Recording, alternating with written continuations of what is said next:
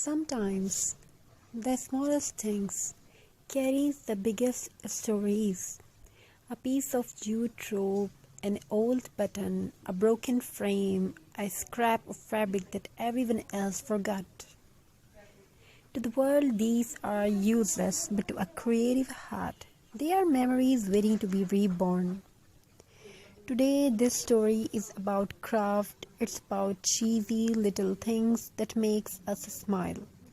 And it's about how handmade creations quietly heal heart. Once upon a time, there was a small house at the edge of a busy street. Cars passed by, people hurried, life moved fast, but inside the house, time moved slowly, gently, creatively. In one corner of the room sat a wooden table. Its paint was chipped, its edges were rough, but it was loved. The table had seen many things, tears wiped away with fabric scraps, laughter while gluing fingers together, late nights cutting paper under a dim bulb. This was a craft table.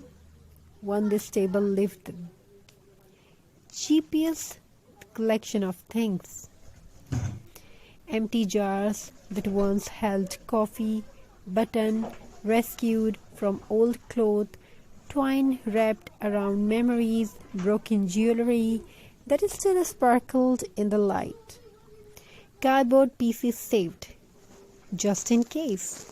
People laughed when they saw it.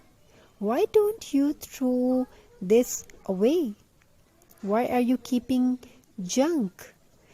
Just buy something new.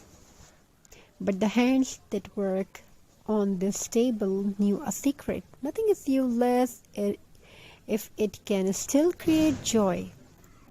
One evening, rain tapped softly on the window.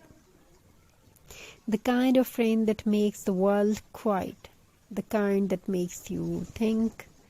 She sat at the table holding a piece of burlap.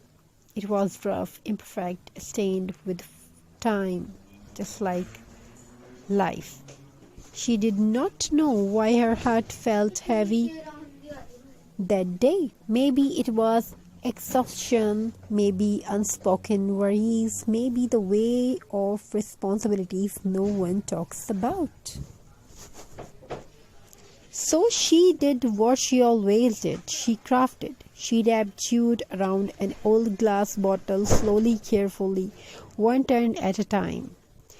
With every wrap, her breathing softened. With every knot, her thoughts slowed down. Craft does not rush you, craft listen. She glued a less trim, cheesy, old-fashioned, slightly uneven. She smiled.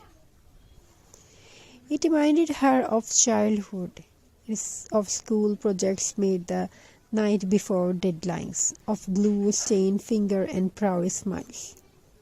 Craft has a funny way of bringing us back to who we were before the world told us to be serious. She added dried flowers, no perfect ones, the slightly broken kind. Because perfect flowers don't tell story, broken ones do. She stepped back and looked at her creations. It was not expensive, it was not trendy, but it was warm, honest, alive. That's the magic of handmade things. They don't scream for attention, they whisper comfort.